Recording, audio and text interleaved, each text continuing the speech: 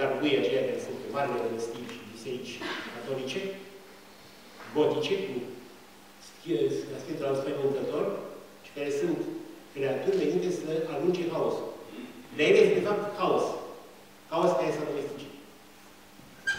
Cel mai mare consumator de haos în universul cunoscut este creierul omenesc. Dacă nu există haosul, nu există în jur. Și niciun caz minte. Nu mai cred. Asta închid teoria haosului. Pentru că este două tipuri de haos. Haosul care are totuși o anumită lege subterană care le leagă, de exemplu fractale, care pot da o anumită senzație de congruență în universul caotic, și haosul în sine, care este de imposibil de decelat, imposibil de gândit, imposibil de știut. Dar în toate există ceea ce marele fizician David Bohm, prieten bun cu Einstein, coleg de gândire și așa mai departe, a emis sub numele de principiul ordinii implicite. Iar într-o amănunte că te ducem prea departe și nu alte teme. Deci noi tema seara asta este sincronicitatea între boală și vindecare. Și abia așa să vă comunicai, eu vorbesc destul. Deci, acolo, în lumea noastră, plec de la teoria Big Bang. Inecuațiile lui Bohm au demonstrat, și iar vi s-a spus asta de mai multe și bine să țineți, o să fac o fișă cu tot ce a spus aici esențial. Ce este lucru esențial? Inecuațiile lui Bohm demonstrațiilor asta că a inventat trei icone. Bela așa. Inecuațiile lui Bohm, că nu-i Bela, e Bela. E suesul ăsta. Lui Bohm demonstrează că tot ce a fost odată într-o interacțiune fundamentală rămâne în legătură, în unitate în spațiu și timp, indiferent de diferența în spațiu și timp. Inecuațiile lui Bohm se spun următorul lucru. Totul a fost într-o interacțiune fundamentală înainte de Big Bang. Totul era minimum infinitul mic, strâns tot, dar vrea să explodeze, vrea să infinitul mare. Deci tot ce există în acest univers, toate creațiile, unitate absolută a creației, cum a demonstrat Tantra, prima oară în istoria omenirii, este în legătură. Deci, eu nu pot veni propriu-zis de un haos, de o lipsă totală de reglementare, când totul a fost o anumită relație. Că sunt foarte diferite și de atâta diversitate, eu nu știu drumul și atunci intervine fraza aceea pe care o spunea cu atâta dragoste cuvintele care le Dumnezeu să se levește de lumine, necunoscute sunt căile Domnului. Aici fiind, noi putem să ne seama de niște lucruri, dar știm un lucru.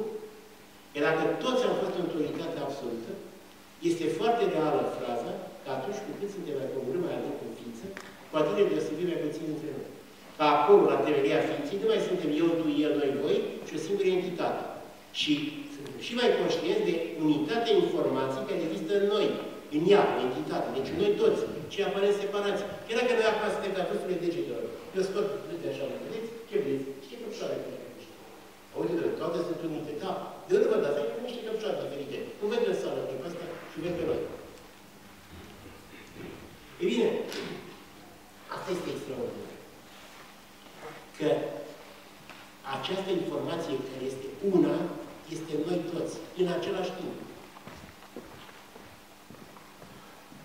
Intențiile noastre, conștiente, dar mai sunt conștiente, devin un magnet care atrage acele aspecte de informații care ne impulsionează să mergem, sau în cazul să ne oprim, din mersul spre obiectivul nostru, sau chiar să le lege pe orizont.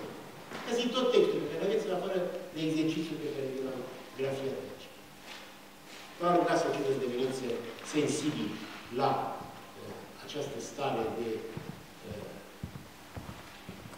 sincronicitate convenită în lume, să deveniți receptivi la ele în viața de toate zilele și urmând să vedem ce facem cu asta, ca să nu ajungem, cum spunea prietenul nostru Ionuț, dependenți de ele. Nu mai fac nimic pentru că nu lăsăm să facă, chiar să nu spun ca un gard, am făcut un semn. Trebuie să înțelege ce înseamnă că e starea psihică. De aceea, de discuțiile care vor avea loc imediat pe viitor, este legată de relația cu arhetipul. Când am spus adoră, eu, noi, eu, tu, el, noi, voi, ei. Eu nu vorbesc aici de aspecte ale subconștientului meu, de infrapersonalitate, vorbesc de arhetip. Eu este arhetip, este stare cosmică. Tu este stare cosmică, el este stare cosmică, noi, voi, ei sunt stări cosmice. Sunt arhetipale. Abia de atunci încep să înțeleg că am cum să leagă sincronicitatea între ele. În rest, ce anume? Nu, singura triadă cunoscută este triada copil, adult, părinte, care este în fiecare dintre noi, dar nu putem reduce niciun caz la ea, pot să dau un exercițiu care s-a pus la animali, nu pot să reduc niciun caz la ea în lumea noastră interioară. Dar arhetipurile, eu, tu, el, noi, voi, ei, sunt niște axe de forță pe care se spiralează, ca niște spirale de prad, fie de concurențe, ifră peste alții. Mihai, bună seara! E imposibil ca... Nu, Stai, nu te fac. Nu mă pot.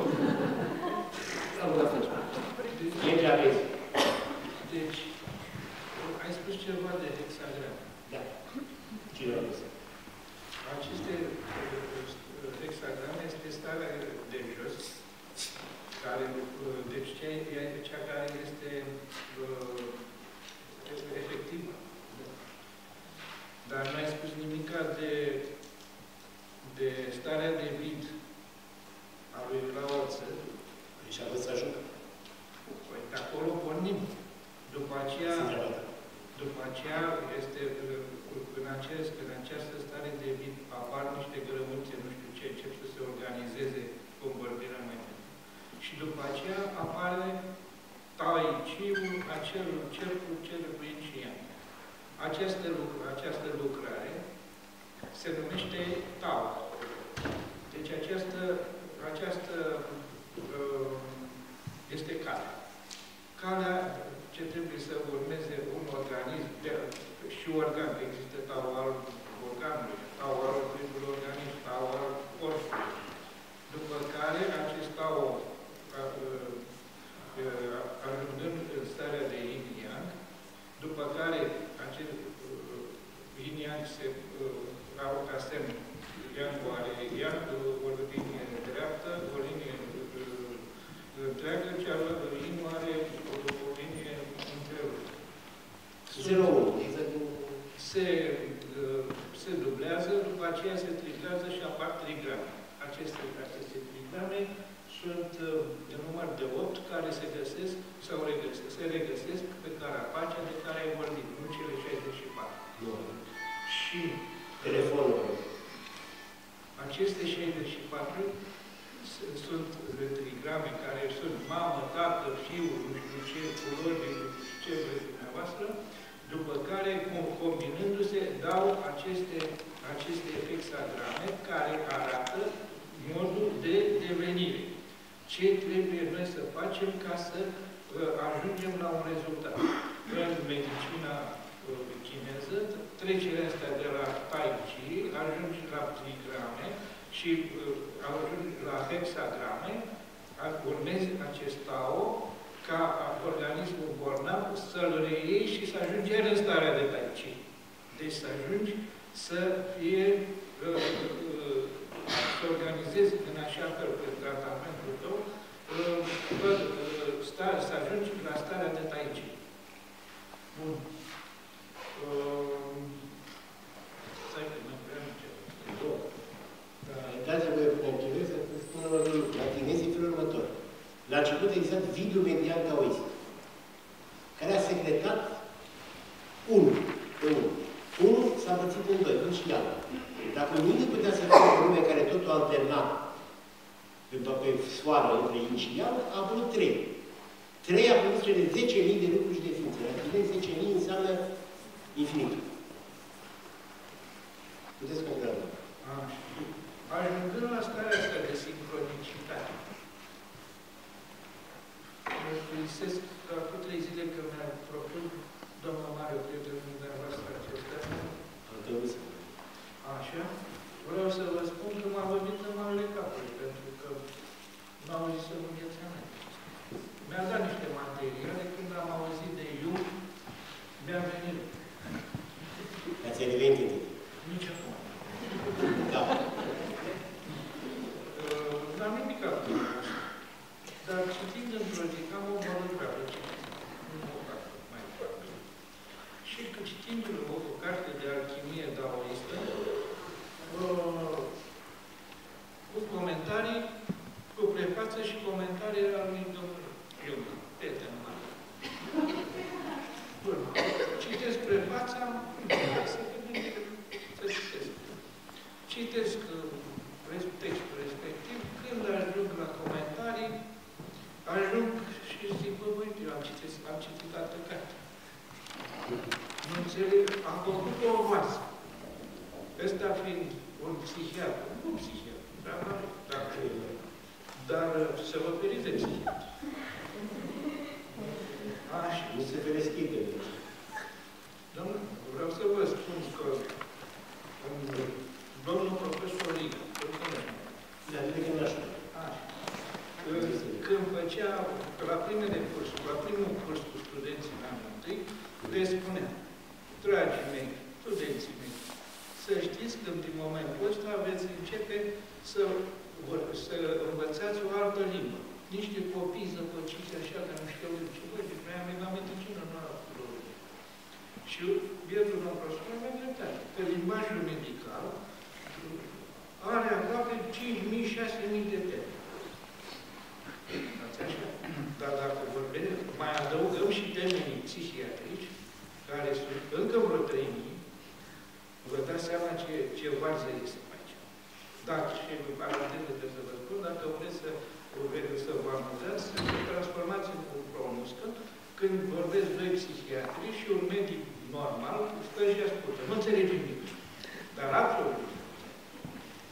Și atunci domnul Jung, care să revenim la el, mi-a transformat această floare de aur, cartea într-o varză cărită cu Iisus Hristos, cu Ioana, încât la sfârșit, v-am spus, am zis că nu i-am citit